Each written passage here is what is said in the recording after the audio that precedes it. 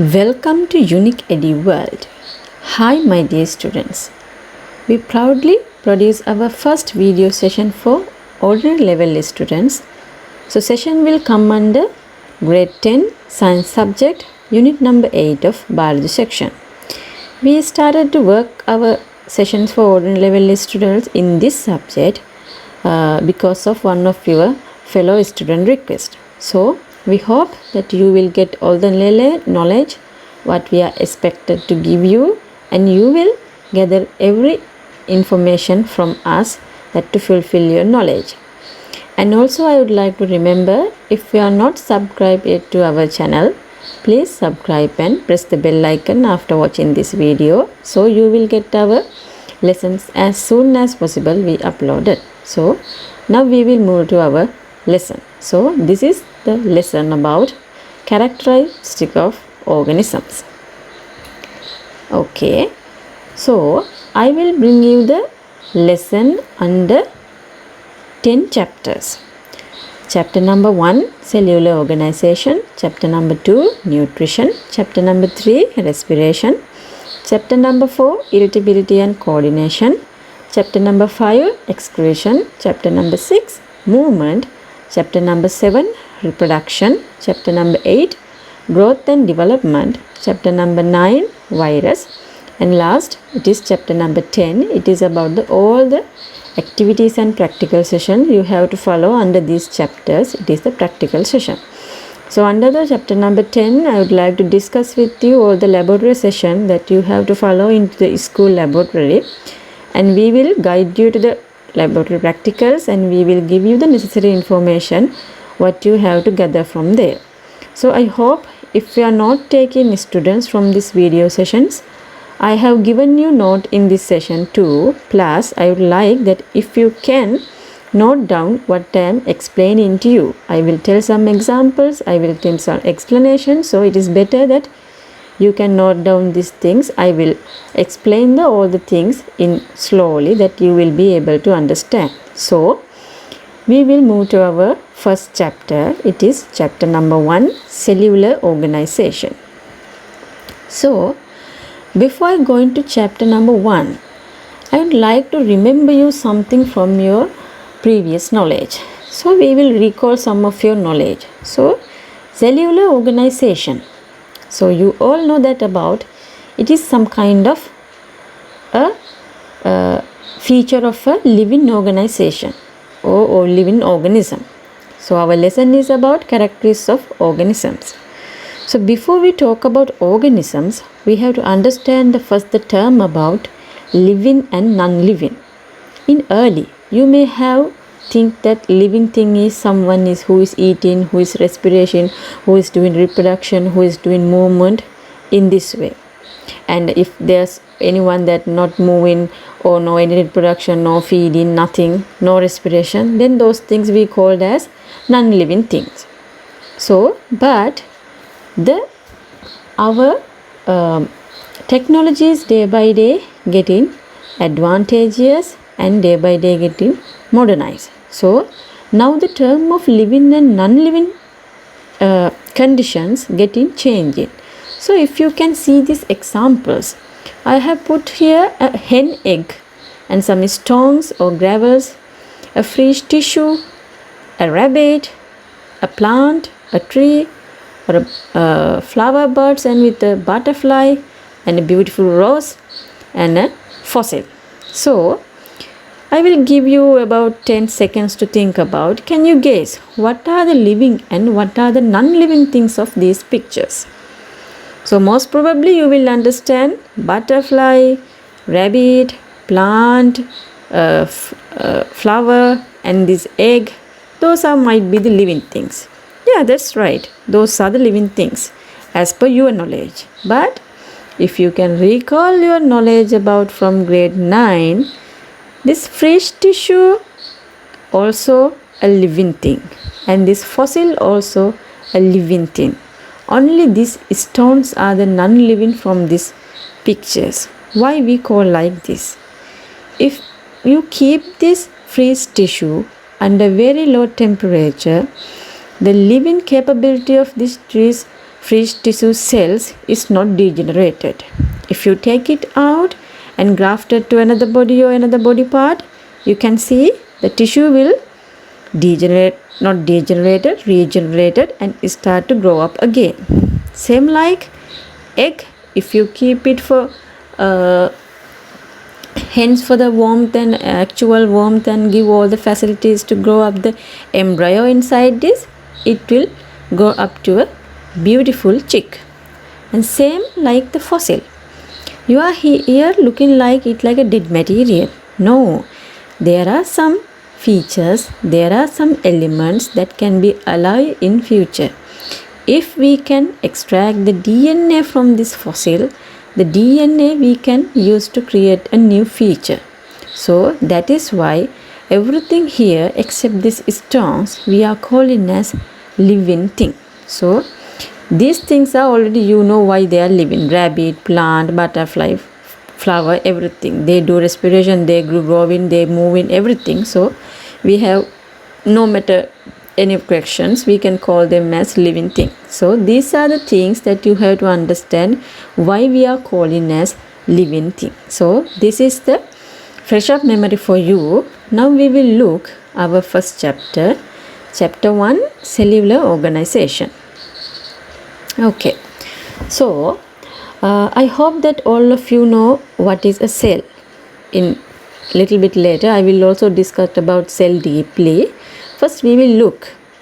When considering the structure of a unicellular organism, it is made up of the cytoplasm and organelles enclosed by a plasma membrane. So if you take a ball, the ball is like a cell, and the membrane of the ball we call as plasma membrane. Inside the plasma membrane there is a cell plasma and there are organelles embedded it. So this unicellular unit is an organism which shows living characteristics. So cell is the one and only unicellular organisms starts to show us the living characteristic. In a unicellular organism, a organelle level organization can be seen. Unicellular organisms mean organisms who only have one cell, but they perform all the living characteristics. We'll see some examples. So these are some pictures of unicellular organisms. All of these three are belong to kingdom Protista: amoeba, paramecium, euglena. So you can see this is only we consider as a one cell. This is a one cell. All of them have a nucleus. Some might have two nucleus, micronucleus and a macronucleus. Other ones have maybe one nucleus. But this nucleus we don't call as an organized nucleus. We call them as simple circular nucleus because they don't have any nuclear envelopes or other surrounding parts. So this is just a circular nucleus. They only have the genetic materials to build up the cell. So what are the other features that we can observe in a unicellular organism? They have food vacuoles to store foods, and they have contractile vacuoles. It will give a lot of function for the this organism, movement and keep their body steady, and so many other functions. And pseudopodium, this is for locomotion. And if we take paramecium, they have macronucleus and a micronucleus, contractile vacuoles also there, and they have some special things called cilia. They use these things for movements and food vacuoles. And if you take euglena, it's kind of plant unicellular organism, they have chloroplast.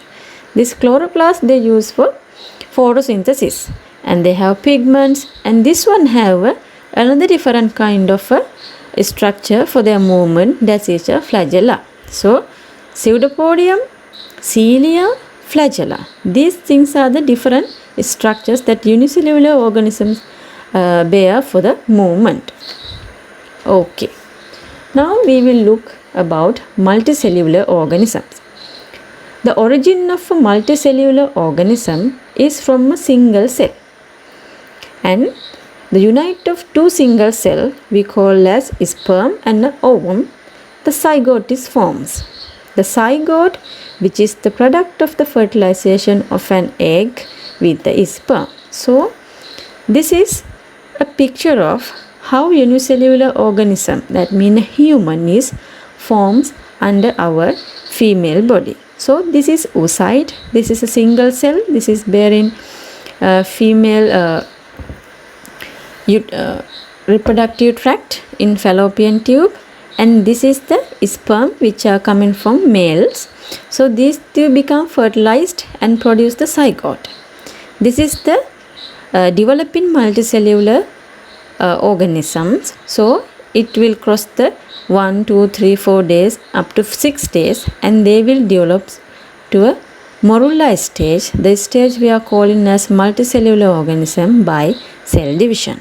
So after this stage, we call the stage of development as blastula. So you will no need to go further of this development of human. This up to this step is enough. So you have to understand that zygote is formed by the combination of egg and the sperm. Right. Now I will give you the detailed account of organizational level of a living being. So here I have given you a picture. The organization of living being starting from here to here. So atom, molecule, these are non-living things. Living thing is starting from the cell. Cell, tissues, organ systems, then the organism. Same as to the plant also.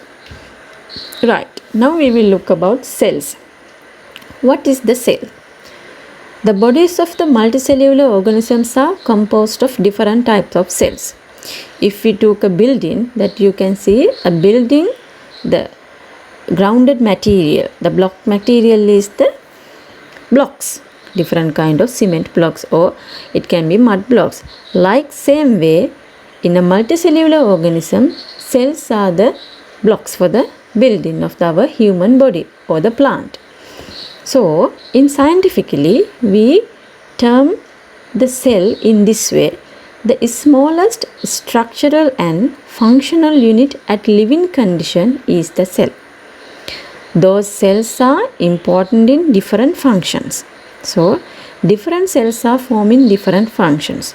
But previously also I told you in here that after formation of this morula stage, none of these cells are not specified to form a different function.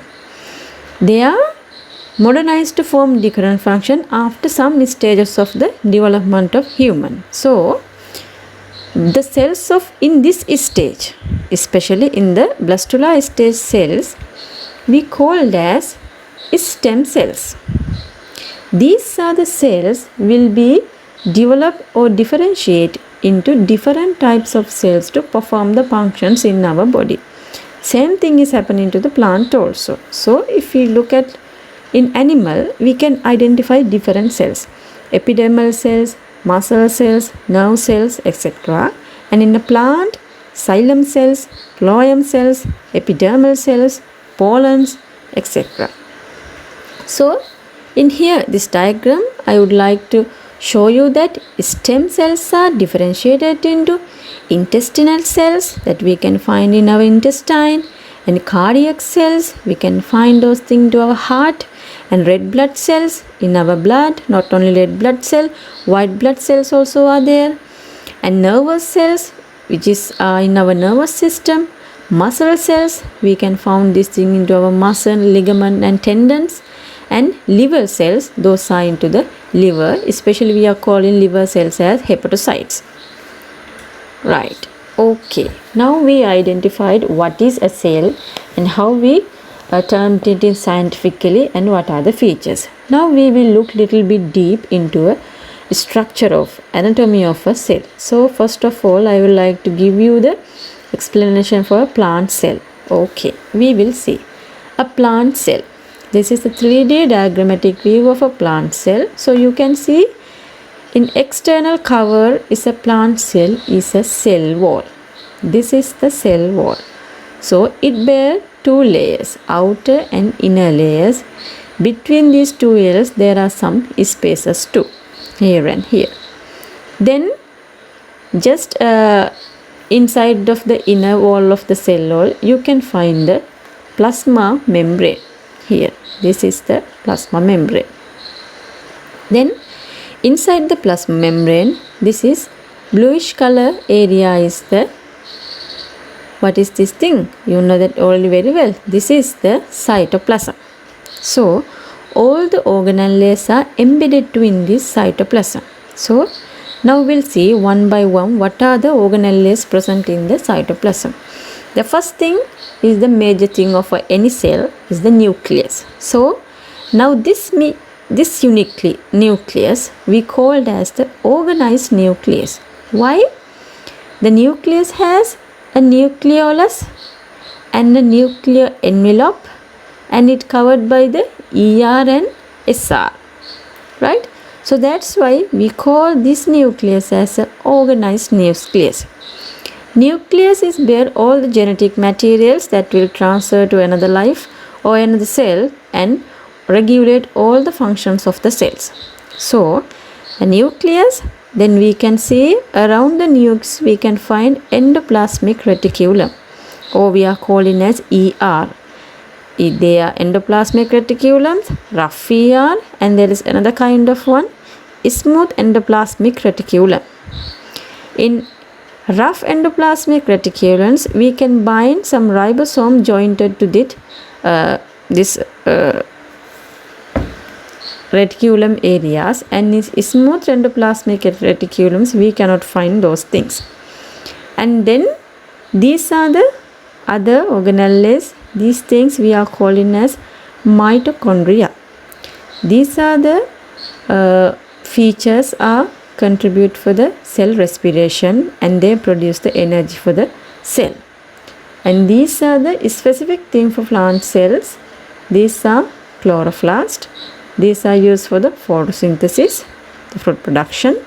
And this is big area. This is the vacuole. It bear a lot of functions. It makes cell rigidity, and sometimes cell maintains the osmosis inside the cells, and so many other functions, sometimes stored in food also.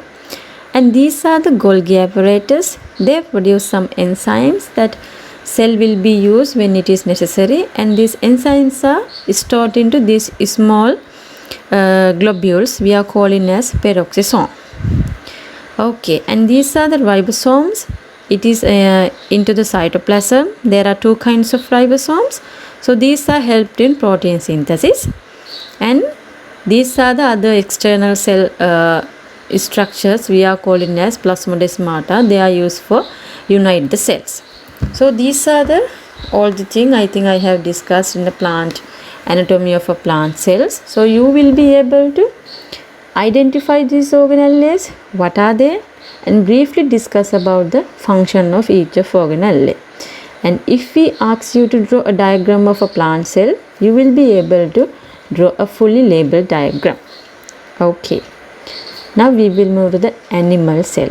So from the look up also it is little bit different. Plant cell is look like little bit rectangular shapes, but animal cell we call that little bit circular in shape. Specifically, animal cell doesn't possess any kind of cell wall. The outer layer of animal cell is the plasma membrane. This is the plasma membrane.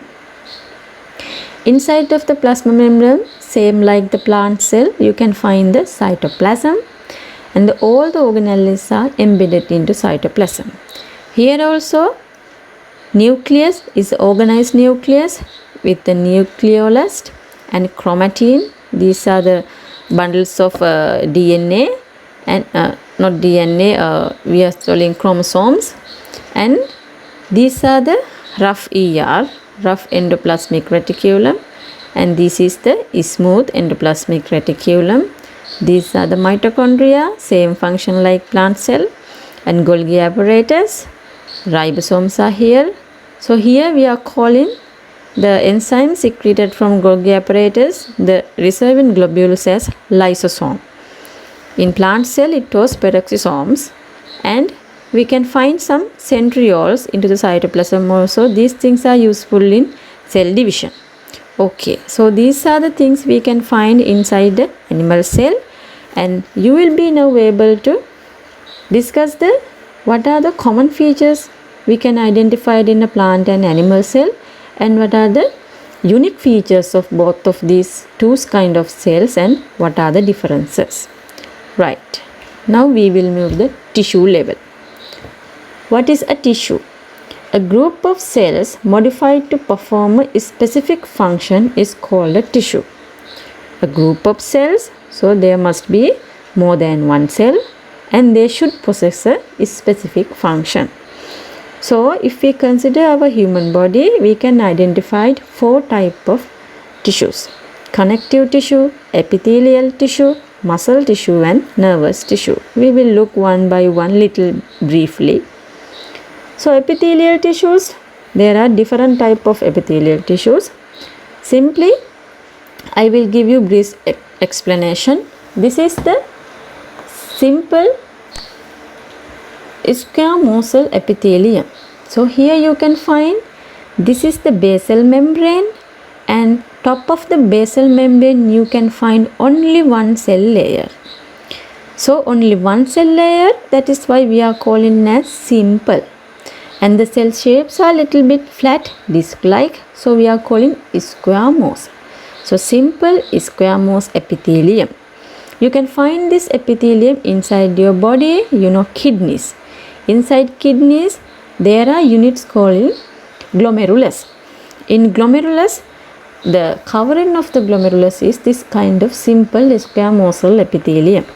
Especially this epithelium is basically you can find the places where osmosis and other filtrations are happening. So next type is simple cuboidal epithelium. So like simple squamosal, simple mean only one cell layer, and cuboidal mean cells are like cuboid shapes. So you can find this thing into the ducts of our kidney. Next one, simple columnar. Simple mean one cell layer, columnar mean rectangular shaped cells. And this epithelium, especially we can find this kind of small cilia like appearance. We call this thing as villi. So this epithelium you can find inside our intestine. And then now simple is gone. Now this is stratified squamosal. So squamosal mean flat cells. Stratified mean more than one cell layer. You can find this thing usually in your human skin. Then stratified cuboidal epithelium. Cuboidal mean cubic shaped shells. Stratified mean more than one cell layer. So you can find stratified cuboidal epithelium in your secretory ducts. And stratified columnar epithelium, columnar shaped cells, more than one cell layer. So you can find these kind of cells into your intestine too. Right, next one is pseudo stratified columnar epithelium. So columnar mean rectangular like shells. Pseudo stratified mean you can see the nucleus in different level. Nucleus appear in different level, but only one cell layer. So if you just look, you can see these things as two kind of cell layers, but no, this is only one cell layer. That's why we are calling as pseudo stratified. You can find these things into your trachea. Okay, so the last type of epithelium is transitional epithelium. The epithelium cells are, we cannot say any exact shape.